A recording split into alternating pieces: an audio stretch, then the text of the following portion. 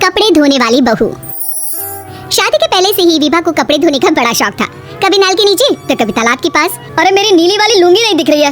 विभा की अम्मा कहाँ रखी है लुंगी? अरे वो तो विभा ने परसों ही धोकर रखी थी आपकी अलमारी में, देखो वहीं होगी। वो ना मैंने आज धो दी, मुझे लगा कि गंदी हो गई होगी। अरे कैसे गंदी हो गई थी, उसे तो मैंने पहना भी नहीं। हे भगवान, इस लड़की के कपड़े धोने की आदत से परेशान हो गया हूँ मैं। जितना तो घर में राशन नहीं आता उससे कहीं ज्यादा डिटर्जेंट पाउडर का खर्चा है। इसकी शादी करवा दो, शादी जाए अपने घर में ही करे काम, फिर चाहे घर के कपड़े धोने हो या पूरे गांव के। हाँ ठीक बोल रही हूँ, देखता हूँ मैं कोई लड़का। वो दिन भी आ जाता है जब विभा को देखने लड़के वाले आ जाते हैं। लड़की मुझे अच्छी लगी। होने वाली सास कहती है, बेटी अगर कुछ पूछना है तो पूछ लो। वैसे तो हमारी लड़की बहुत ही शर्मीली है, जो बोल दो वो मान लेती है, इसे क्या पूछना होगा। अरे कैसी बात कर रही हो माँ, मुझे इन लोगों के घर रहना है, सवाल तो कई है। हाँ हाँ बेटा पूछ लो ना, क्या पूछना है।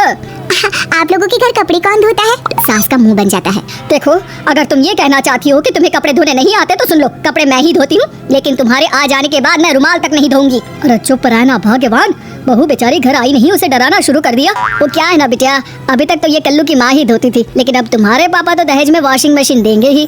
तभी विभा की माँ बोल पड़ती है, सवाल भी पूछा तो क्या। वैसे भाई साहब, मशीन की तो फिर भी कपड़े धोने की कैपेसिटी होती है, मतलब जो बिटिया दे रहे हैं ना विभा, इसे कपड़े धोने का बहुत शौक है। ये आप लोगों के क्या आस पड़ोस गांव मोहल्ले सबके कपड़े धो दे और उफ तक ना करे। बाहर देखा नहीं आपने कितने कपड़े सूख रहे हैं, सब हमारी बिटिया ने ही तो धोए हैं। बस भी करो ना माँ, शर्म आ रही इतनी तारीफ सुनकर। और तो और एक दाग निकाल कर दिखाओ तो मान जाओ। हाँ अच्छा माफ करना बेटा, मैंने गलत समझा, हमें तो रिश्ता बहुत पसंद है। और ऐसे जुड़ जाता है रिश्ता कपड़े धोने का शौक रखने वाली विभा का। उसकी शादी हो जाती है कोयला फैक्ट्री में काम करने वाले कल्लू के साथ। शादी के बाद अचानक विभा चिल्लाती हुई सास के पास आती है, सासू माँ, अरे सासू माँ कहाँ है आप? ये तो धोखा है, धोखा दिया आप लोगों ने मुझे। इसे ससुर के चक्कर के बारे में पता चल गया। अरे तो उसमें तुझे क्यों धोखा मिला है? अरे नल में पानी नहीं आता, कपड़े कैसे कब धुलेंगे? अच्छा तू पानी नहीं आ रहा उसकी बात कर रही है। तो आपने क्या सोचा? कुछ नहीं। अच्छा तेरी माँ ने कहा था कि कपड़े धोने का शौक है, तुझे याद आया मुझे। शौक बोलकर कपड़े धोने वाले मेरे जुनून को कम ना आके सासू माँ, कपड़ा धोना मेरा गुरूर है। तभी पति भी वहाँ आ जाता है। अभी मैंने इसे सनी देओल की फिल्म दिखाई है, उसी के डायलॉग मार रही है माँ। अच्छा सुन, साफ बता रही हूँ, पानी सुबह 4 से 6 और शाम को 10 से 12 आता है, समझी? विभा टाइमिंग सुनकर हैरान हो जाती है, ये क्या भूतों का मोहल्ला है? सुबह 4 बजे उठकर कौन कपड़े धोता है? 4 बजे टंकी में पानी जाता है, फिर सारा दिन धोना ना, किसने मना किया? अरे कैसी बात कर रही है, 200 लीटर की टंकी में कितने कपड़े धो लूंगी मैं? सुबह ही उठ जाऊंगी मैं। अब क्या था, विभा सुबह 4 से लेकर रात के 12 बजे तक कपड़े ही धोती रहती। एक रोज सास पड़ोस से निकलकर कहीं जा रही होती है कि साथ वाली कहती है, हाँ कल्लू की माँ, जरा ये बताओ कि 2 साड़ी है, 2 ब्लाउज और एक पेटीकोट और एक नाड़े वाला लंबा कच्छा। हाँ तो अरे तो क्या, कितना लोगी धुलाई ये बताओ? धोबन दिख रहे हैं हम क्या? हमारे पति सरकारी नौकरी से अभी रिटायर हुए हैं और बेटा सुपरवाइजर है कोयला फैक्ट्री में। धोबन समझ रखा है हमें?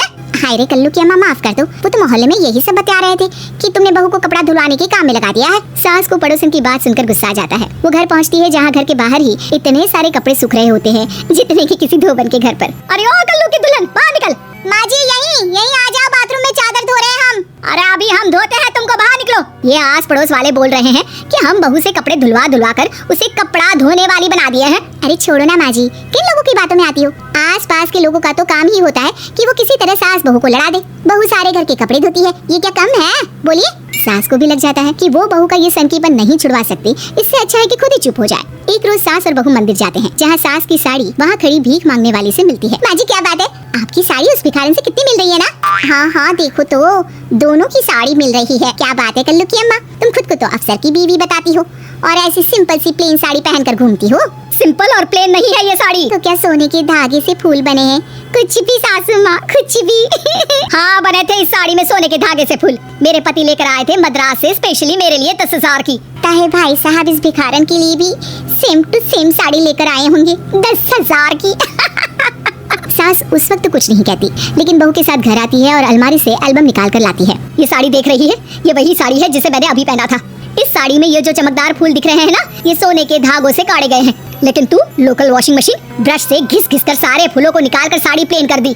मुझे माफ कर दीजिए सासू माँ। और तो और, जब मैंने तुझे तेरी गलती के लिए कुछ नहीं कहा, लेकिन तूने तो सबके सामने मेरा मजाक ही बना दिया। क्यों? बहू को समझ में आ जाता है कि अब से उसका कपड़े धोना बंद।